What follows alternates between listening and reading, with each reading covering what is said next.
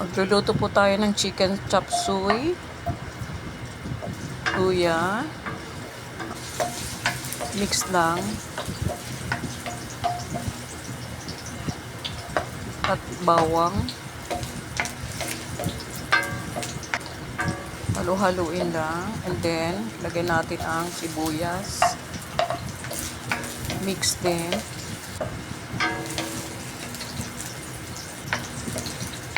Ganyan lang. Then next ng ating chicken breast. Haluin ng mabuti. So ganyan lang po. Asin, seasoning, paminta, konting patis, konting toyo. Then haluin na po natin ulit. Ganyan lamang po. Simple lang itong aking iluluto. Chicken chop suey na may hipon. Ayan, takpan muna natin. Hayaan muna natin siyang makumulo. Ayan, check natin siya. Ayan. Mix natin ulit. Ganyan lang po. And then, lagay na natin ang hipon. Mix ng kaunti. Masarap po ang hipon sa ating chicken chop suey. Pampalasa po siya. Then, takpan muna natin siya. Ayan. Ayan na po. Lapit na maluto ang hipon. So, gagamit po ako ng Mamacita's chop suey and pancit canton mix. Ayan po, nilagay ko sa tubig at minix ko lang po. And then, nilagay na dito. Ayan po. Naglagay nga po pala ako ng sayote, hindi na naipakita. At ito ay stock ng broccoli. So mix natin ng konti, lumalapot po yung sabaw niya. Yung sauce, and then takpan muna natin. Ayan. So ilagay na natin ang stock ng celery at carrots. Yan, mix po natin.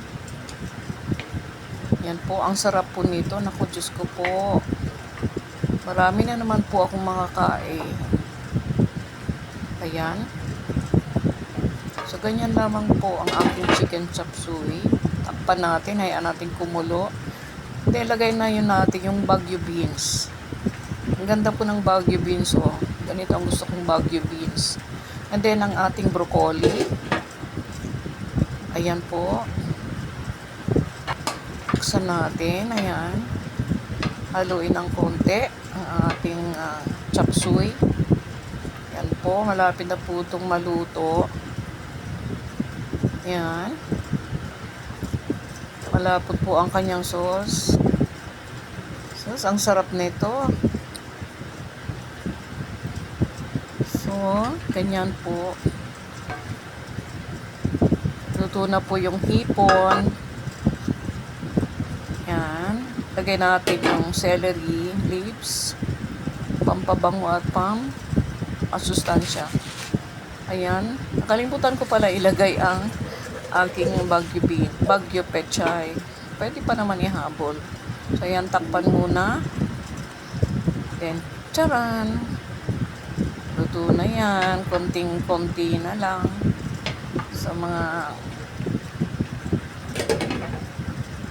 ayan, ang ating chicken chop suey. Ayan po, lutong-luto na po siya. Ayan, konting sandali na lang, kakain na kami. Ayan na po. Ang Diyos ko, ang sarap nito. Ganito po ang aking style ng chicken chop suey.